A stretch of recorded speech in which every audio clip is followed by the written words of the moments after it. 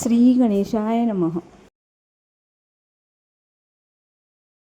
तर आज बनवणार आहे मी वर्षभरासाठी टिकणारं कोल्हापुरी लाल तिखट.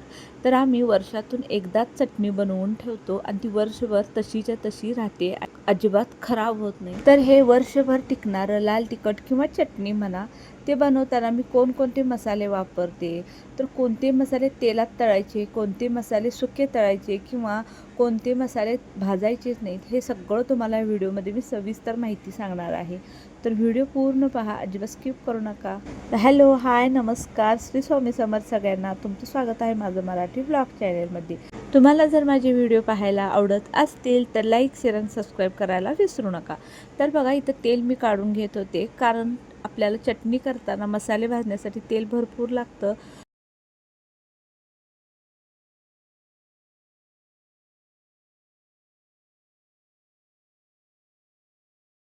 अशा पद्धतीने ठेवलं तर लसूण लगेच सोलला जातो असं म्हणतात, त्यामुळे मी अशा पद्धतीने ठेवलं होतं. आमच्याकडे सगळेजण अशाच पद्धतीने करतात. तर आता इथे बघा, एक छोटा टॉवेल घेतलेला आहे, त्यामध्ये मी हे लसूण ओतणार आहे आणि हा टॉवेल थोडा आपल्याला असा बांधून घ्यायचा आहे आणि अशा पद्धतीने फरशीवर असं बडवून घ्यायचं.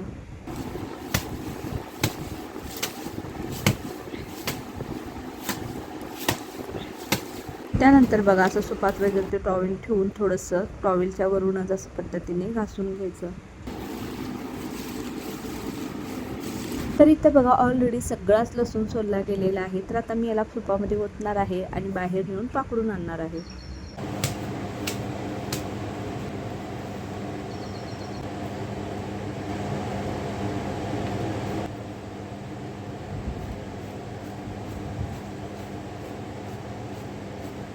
ते बघा, सगळा लसूण सोलला गेलेला आहे आणि कुडतर थोडंसं जे पाला आहे तो हाताने काढून घेणार आहे. तर लसूण सोलून झालेलं आहे आणि अर्धा किलो आलं मी तर पाण्यामध्ये भिजत ठेवलं होतं, ते आता स्वच्छ सगळं धुवून घेणार आहे आणि पुसून मग चिरून घ्यायचं आहे. त्यानंतर बघा, कोथिंबीरच्या देखील 2 पेंड्या आणल्या होत्या, त्या स्वच्छ निवडल्या आहेत आणि स्वच्छ धुवून असं मी पाणी नितळायला ठेवलं होतं. तर आता पाणी नितळल्यानंतर बघा, तिथं कॉटनच्या ओढणीवरती मी ती कोथिंबीर पसरणार आहे एक 15-20 मिनटासाठी, म्हणजे त्यातलं पाणी ती ओढणी सोकून घेईल. तर आता आलं चिरून घेते, त्यानंतर आपण जाऊया मसाला भाजण्यासाठी. तर बघा, मिरच्या आणि मसाला वगैरे सगळं मी आणून ठेवलेलं आहे. जवळजवळ 15 दिवसाला जास्त झालेले आहेत, पण चटणी करायला काय मला वेळ मिळाला नाही, कारण लग्नाची एकाच्यावर एक ब्लाऊजांची ऑर्डर यायच लागले आणि एकेकाचं पूर्ण काम करता करता मला नाके 9 यायला लागले. त्यामुळे हे चटणी करायला वेळच मिळाला नाही. आणि चटणी करायचं म्हटलं की पूर्ण दिवस जातो, कारण त्यामध्ये सगळं आलं बघा, लसूण सोलून घेणं किंवा खोबरं चिरणं, बाकीचे सगळे मसाले निवडून घ्यायचं, आलं चिरायचं, कोथिंबीर नीट करायची, हे सगळी कामं आली. त्यामुळे ह्याला पूर्ण दिवस लागतो आणि मग चटणी कांडायला जायचं तिथं आणि तास 1.5 तास लागतोच.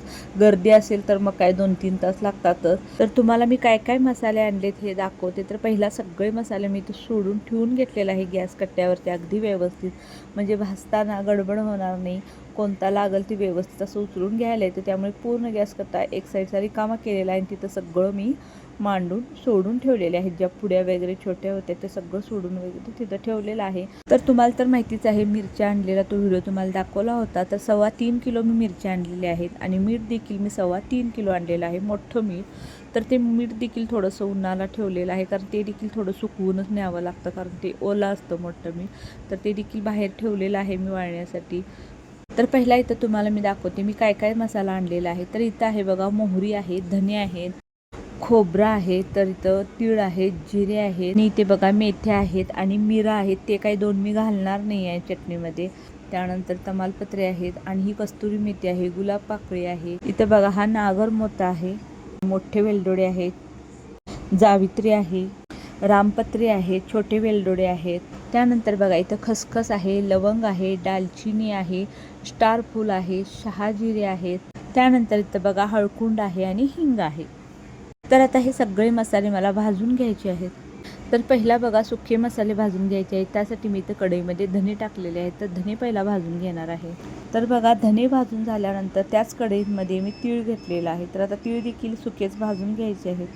तर तीळ भाजून झालेले आहेत, तर तीळ काढून घेऊयात. आता त्याच कढईमध्ये आपल्याला जिरे भाजायचे आहेत. आणि हे सगळे जिन्नस आपल्याला मंद आचेवरती भाजायचे आहेत. जर गॅस मोठा केला तर ते करपतील आणि करपलं तर आपली चटणी चांगली होणार नाही.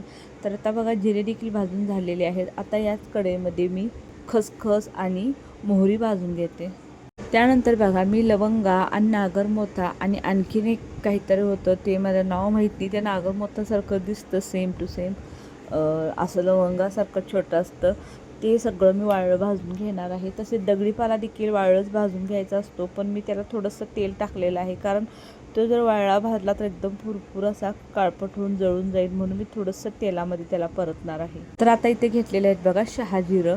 तर शहाजिरं देखील भाजून घेऊया. तर तुम्हाला मी मसाल्याचं प्रमाण किती घेतलेलं आहे 3 किलोसाठी, किंवा काय काय वापरलेलं आहे, खोबरं कोथिंबीर वगैरे किती प्रमाणात वापरलेलं आहे आणि किती खर्चाला एकूण, हे जर हवं असेल तर तसं तुम्ही मला नक्की कमेंट करा. तुम्हाला मी तो व्हिडिओ बनवून दाखवीन. तर बघा आता इथं बाकी सगळं माझं जे सुखा मसाला होता ते सगळा भाजून झालेला आहे. आता राहिलेला आहे तेल टाकून जो मसाला भाजायचा असतो तो. काहीजण सगळेच मसाले तेलामध्ये भाजतात, पण काय होतं चटणी थोडी मोठी मोठी होते, कारण ते तेलामध्ये भाजल्यामुळं मसाले सगळे एकदम असे बारीक होत नाहीत. त्यामुळे मी काय करते, थोडे मसाले जे सुके भाजायचे असते ते सुके भाजते आणि जे तेल टाकून भाजायचे असतात ते तेल टाकून भाजून घेते. त्यानंतर आणखीन एक सांगायचं राहिलं बघा, तर मोठे वेलदोडे आणि छोटे वेलदोडे हे देखील मला सुकेच भाजून घ्यायचे होते, तर ते देखील मी भाजून घेतलेले आहे. तर आता बघा मी कढईमध्ये तेल घेतलेलं आहे आणि तुम्हाला मध्येच व्हिडिओची खिडकी उघडलेली दिसत असेल तर गरम मी खूप होत आहे आणि गॅस चालू आहे, त्यामुळे फॅन देखील लावू शकत नाही. आणि दुपारच्या टायमामध्ये मी भाजत होते, कारण मला 3 ते 3:30 वाजता चटणी करायला जायचं होतं, त्यामुळे मी भरभर मसाला भाजून घेऊन मग जाणार होते. तर आत्ता वाजलेले आहेत बघा दुपारचे 2, त्यामुळे मी खिडकी उघडी सोडलेली आहे. तर इथे बघा तेलामध्ये मी दालचिनी टाकून घेतलेली आहे. तर पहिला मी दालचिनी भाजून घेणार आहे. त्यानंतर तेलामध्ये टाकलेला आहे स्टारफूल. तर हे छोटे छोटे मसाले लगेच करपतात, त्यामुळे 2च मिनटं परतून लगेच काढावं लागतं. त्यानंतर बघा यामध्ये टाकलेले आहे मोठे वेलदोडे. त्यानंतर इथे बघा जावित्री टाकून घेतलेली आहे, ती देखील थोडंसं परतून लगेच काढून घ्यायची आहे. त्यानंतर रामपत्री टाकून ती देखील तेलातून थोडीशी परतून घेतली. त्यानंतर हिंग टाकून घेतलेला आहे. तर हिंग थोडासा फुलू द्यायचा. हिंग फुलला त्यानंतर मग मी यामध्ये हळकुंड टाकणार आहे. तर हळकुंड अशा मोठ्या मोठ्या गाठी असतात, त्या थोड्याशा खलबत्त्याच्या दगडाने छोटं छोटं असं फोडून घ्यायचं आणि त्यानंतर त्या तळून घ्यायचे. तर हळकुंड बघा खूप करपवायचं नाही, तर थोडासा कलर बदलला की लगेच काढून घ्यायचं.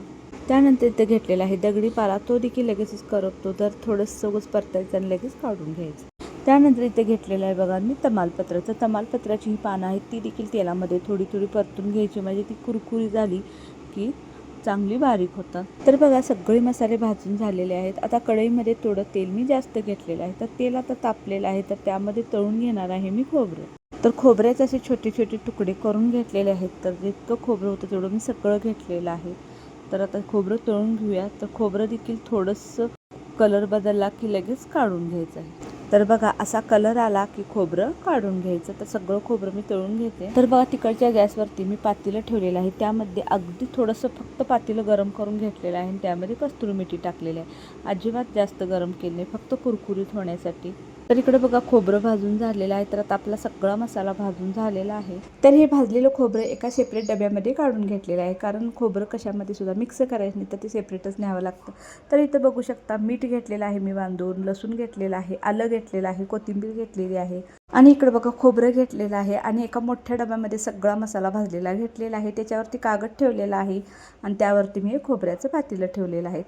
आणि हे सगळं घेऊन मी आलेले आहे इथं चटणी काढण्यासाठी. तर इथे बघा गर्दी नव्हती, त्यामुळे माझी चटणी करायला घेतलेली आहे.